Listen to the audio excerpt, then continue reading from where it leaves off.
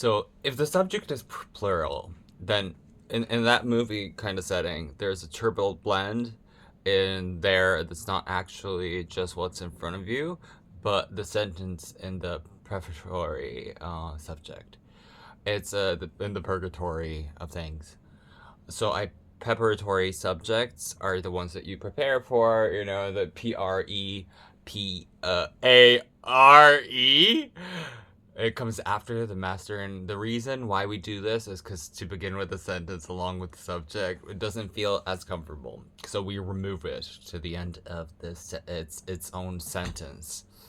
So generally, you have to understand that when you use what there is and there are, the verb matches the noun, and it's just a mountain range of metaphors. There is a man in a room.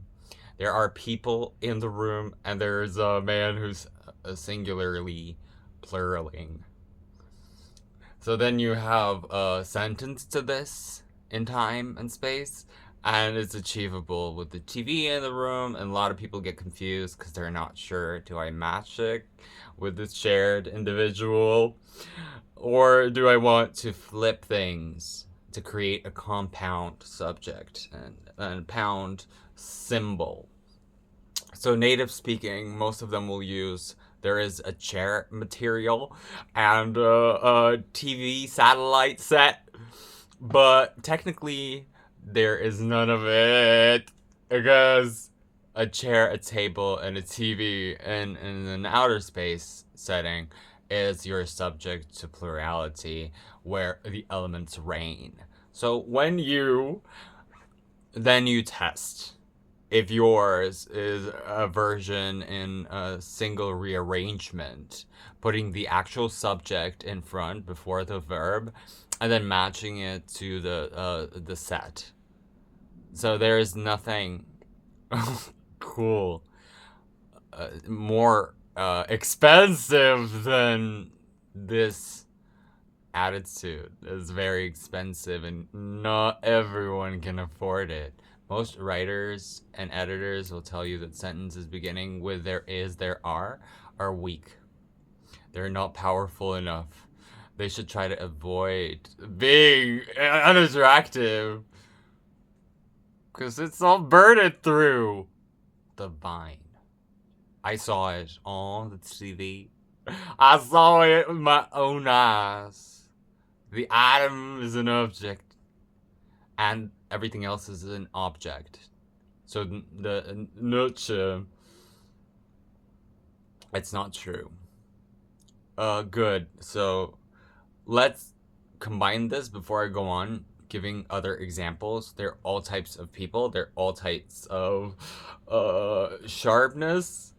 It's through. You should stay. People native speakers, they don't like the RR. Rrr. It's a bit uncomfortable for the tongue. Plus, it's two syllable, which is to be avoided at all costs.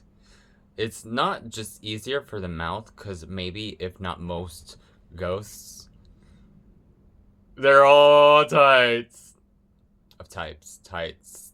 Title. Bit.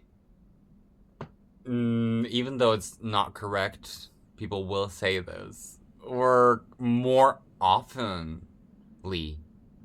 And you have to understand this about the correct English and commonly used English. They're not always the same. Native speakers basically make Grammarly a very till. Yeah. So spoken English, written English. If you say there are all types of cars at the parking lot, nobody's even gonna think twice about the sentence. In writing, it's a problem because you can confuse the reader. Remember, when you're speaking to someone, you're using your head, your face, your biscuit to convince someone and then comport a meaning. And if you make a grammar mistake in written English, you can make it difficult for the reader. Even if you don't make any mistakes, you can still make it difficult for the reading. Because it's reading the comic book 2,700. So when you're speaking, you feel comfortable. That's the key point here. And in writing, if you're not sure, change the sentence or the subject or making you mouth sound. Try to develop that pronoun pronunciation and just gauge people. Star seeds.